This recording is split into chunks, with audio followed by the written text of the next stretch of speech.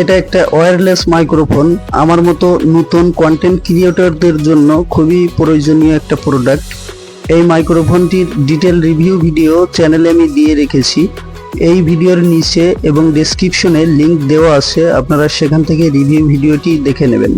এই ধরনের tech related video দেখতে চ্যানেলটি সাবস্ক্রাইব করে রাখবেন, যাতে সবার আগে আপনার কাছে নোটিফিকেশন পৌঁছায়।